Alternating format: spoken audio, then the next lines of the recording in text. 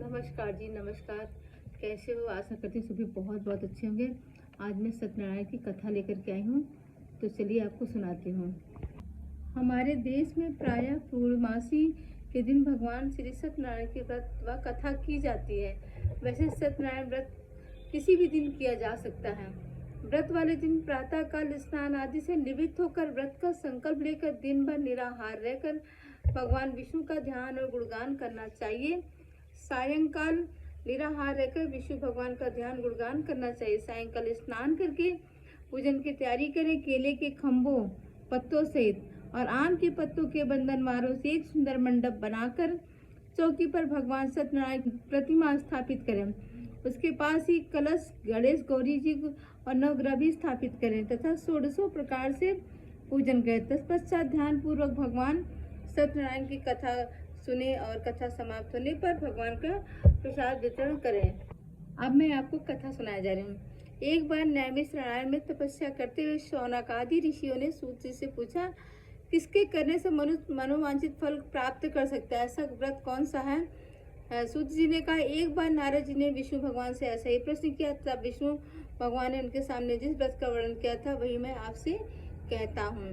प्राचीन काल में काशीपुरी में एक निर्धन ब्राह्मण रहता था। वह भूख प्यास से व्याकुल हो यहाँ वहाँ भटकता फिरता था। एक दिन उसकी दशा से व्यथित होकर विष्णु ने वृद्ध ब्राह्मण के रूप में प्रकट होकर ब्राह्मण को सत्यनारायण व्रत का विस्तार पूर्वक विधान बताया और अंतर्ध्यान हो गया। ब्राह्मण अपने मन से श्री सत्यनारायण व्रत करने का निश्चय करके घर लौट आया और इसी चिंता में उसे रात भर नींद नहीं, सवेरा होते वह सत्यनारायण के व्रत का संकल्प करके भिक्षा मांगने के लिए चल दिया। उस दिन उसे अल्प परिश्रम से बहुत अधिक धन भिक्षा में प्राप्त हुआ।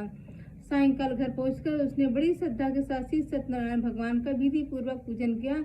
भगवान सत्यदेव की कृपा से वह थोड़े ही दिनों में धनवान हो गया। जब तक वह जीवित रहा तब तक हर माह श्री सत्यनारायण का व्रत और पूजन करता रहा। देह छोड़ने के बाद वह विष्णु लोक को गया। सूत जी पुनः बोले, एक दिन वह ब्राह्मण अपने बंधु बांधवों के साथ बैठा हुआ ध्यान मग्न हो श्री सत्यदेव की कथा सुन रहा था। तभी भूख प्यास से व्याकुल एक लकड़हारा वहां जा पहुंचा।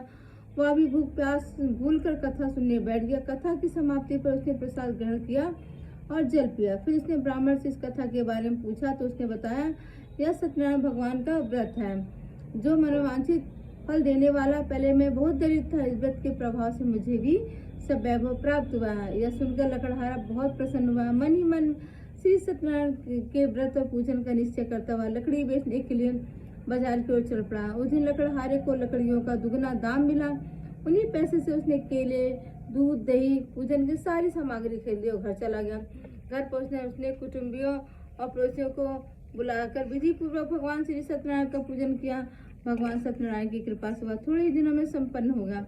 सूत जी ने फिर कहा, प्राचीन काल में उल्का मुख नाम का राजा हुआ था। वह उसकी रानी दोनों ही बड़े धर्मनिष्ठ है। एक समय राजा रानी भद्रशिला नदी किनारे श्री सत्यनारायण भगवान की कथा सुन रहे थे। एक बनिया वहां पहुंच गया। उसने रत्नों से भरी अपनी नौका को किनारे पर लगा दिया। पूजा स्थान पर पहुंच गया।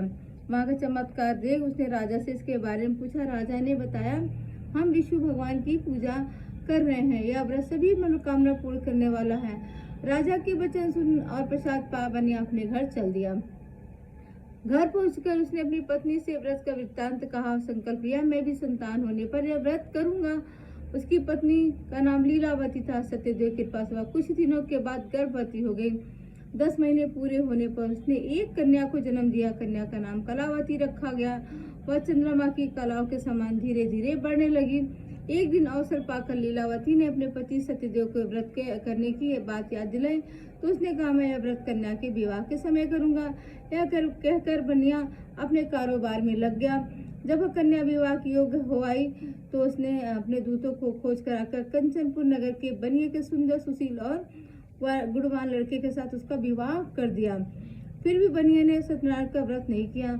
इससे सत्यनारायण भगवान अप्रसन्न हो गया। कुछ दिनों बाद बनिया अपने दामाद को साथ लेकर समुद्र के किनारे रत्नसारपुर में व्यापार करने लगा। एक दिन रत्नसारपुर के राजा चंद्रकेतु के खजाने से चोरों ने बहुत सा धन चुरा लिया। राजा के सिपाही ने चोरों का पीछा कर रहे थे।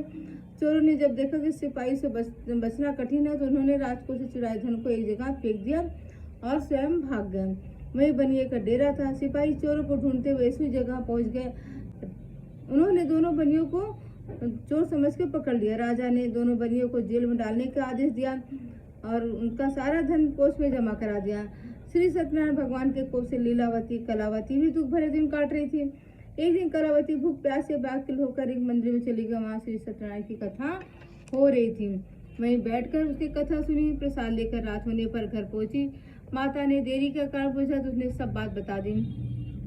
उसकी बात सुनकर लीलावती को अपने पति की भूल की बात याद आ गई और उसने सत्यदेव भगवान के व्रत का निश्चय कर लिया। उसने अपने बंधु बांधवों को बुलाकर श्रद्धा पूर्वक कथा सुनी और नम्र भाव से आर्त होकर प्रार्थना की। मेरे पति ने संकल्प करके जो आपका व्रत नहीं किया उसी से आप प्रसन्न हुए। अब आप कृपा करके उनका अपराध क्षमा करें। लीलावती की प्रार्थना से श्री सत्यदेव प्रसन्न हो गए। उसी रात्रि में सत्यदेव ने राजा चंद्रकेतु को स्वप्न में दर्शन देकर कहा, प्रातः काल होते ही दोनों बनियों को जेल से छोड़ दो, उनका धन लौटा दो, वरना पुत्र पौत्र समेत तुम्हारा राज्य नष्ट हो जाएगा। इतना कहकर भगवान सत्यदेव अंतर्धान हो गए। राजा ने सवेरा होते ही दोनों बनियों को मुक्ति का आदेश दिया, साथ ही उनका धन उन्हें लौटा दिया। सम्मान पूर्वक उन्हें विदा किया। दोनों बनिया आनंदित हो अपनी नौका लेकर घर की ओर चल पड़े। तभी सत्यनारायण भगवान सन्यासी के वेश में उनके समीप आए और बोला, तुम्हारी नौका में क्या है? बनियों ने हंसते हुए कहा, नौका में पत्तों के सिवा कुछ भी नहीं है। यह सुन सन्यासी ने कहा, तुम्हारा वचन सत्य हो। सन्यासी के चले जाने पर बनी देखा कि नौका हल्की होकर ऊपर फूट रही है। उसे बड़ा कौतूहल हुआ। यह देखकर नौका तो सचमुच ही पत्ते भरे। वह बेहोश होकर गिर पड़ा। किंतु दामाद ने कहा, इस प्रकार घबराने से काम नहीं चलेगा। यह सब उन्हीं स्वामी जी का अभिशाप है। उनसे जाकर प्रार्थना की जाए तो वैसा ही हो जाएगा। दामाद की बात मानकर बनिया स्वामी के पास पहुंचा। उनके चरणों में गिर पड़ा, उनसे क्षमा मांगने लगा। उनकी विनीत प्रार्थना से भगवान प्रसन्न होकर उन्हें इच्छित वरदान दिया और अंतर्धान हो गया। बनिए ने नाव के पास जाकर देखा तो धन रत्नों से भरपूर थी। तब उन्होंने वही सत्यनारायण भगवान का पूजन किया और कथा सुनी, फिर घर की ओर चल दिए। अपने नगर के समीप पहुंचकर बनिए ने पत्नी लीलावती के पास अपने आने का समाचार भेजा। लीलावती उस समय श्री सत्यनारायण की कथा सुन रही थी। उसने अपनी पुत्री कलावती से कहा, तुम्हारे पति और पिता आ गए हैं, मैं उनके स्वागत के लिए चलती, तुम्हें प्रसाद देकर श्री नदी तट पर पहुंच जाना। कलावती प्रसन्नता के साथ इतनी विमुग्ध हो गई कि वह कथा प्रसाद लेना भूल गई। तुरंत नदी के तट पर दौड़ पड़ी। वह जो ही नदी किनारे पहुंची, इतने ही उसका पति समेत नौका जल में डूब गई। यह देख बनिया हा हा करके छाती पीटने लगा। लीलावती भी दामाद के शोक से विलाप करने लगी। कलावती अपने पति के खड़ाऊ लेकर सती होने का उद्यत हुई। तभी आकाशवाणी हुई, हे बड़ी तेरी कन्या सत्यनारायण के प्रसाद का निरादर करके पति से मिलने के लिए आतुर होकर दौड़ाई। यदि वह प्रसाद लेकर फिर आए तो उसका पति जी उठेगा। सुनकर कलावती घर की ओर दौड़ गई और सत्यनारायण भगवान को प्रसाद लेकर नदी किनारे आई तो देखा उसका पति समेत नौका जल में तैर रही थी। यह देख बनिया भी प्रसन्न हो गया, अपने घर पहुंच गया और श्रद्धा पूर्वक कथा हर महीने सुनने लगा। इसके पश्चात सूची बोले, एक समय तुंग ध्वज राजा शिकार खेलने के लिए वन में गया हुआ था। वहाँ उसने देखा कि एक बट वृक्ष के नीचे बहुत सारे गोप ग्वाल एकत्रित होकर सत्यनारायण भगवान की कथा सुन रहे हैं। राजा ने ना तो सत्यनारायण भगवान को नमस्कार किया, न ही पूजा स्थल के पास गया। गोपगढ़ राजा को देखकर स्वयं प्रसाद लेकर उसके पास आ गए। प्रसाद राजा के सामने रख दिया। राजा ने प्रसाद की कुछ परवाह न की और महल को चल गया। राजद्वार पर पहुंचते राजा को मालूम हुआ कि उसके पुत्र पौत्र धन संपत्ति सब नष्ट हो गया। उसे वन की घटना स्मरण हुआ। उसने विचार किया, श्री सत्यदेव के प्रसाद का निरादर करने का मुझे यह दुख प्राप्त हुआ है। यह सोचकर राजा पुनः वन में गया और सब गोप ग्वालों के साथ मिलकर श्रद्धा भक्ति साथ श्री सत्यदेव का पूजन करके प्रसाद ग्रहण किया। इसके बाद वह घर लौट आया तो उसके मृत पुत्र पौत्र आदि भी जी उठे और नष्ट हुई संपत्ति भी जो कि त्यों हो गए। तब से राजा जीवन भर समय समय पर श्री सत्यदेव का व्रत और पूजन करता रहा। तो दोस्तों, ये कथा आपको कैसी लगी? आपको पसंद आई तो लाइक कमेंट कीजिएगा। और अंत में दोस्तों, सत्यनारायण भगवान की कथा के बाद आप आरती इनका गा लीजिएगा। आरती है ओम जय जगदीश हरे, ये वाला गा लीजिएगा और आपका कथा पूर्ण हो जाएगा। तो धन्यवाद दोस्तों, थैंक्स फॉर वॉचिंग।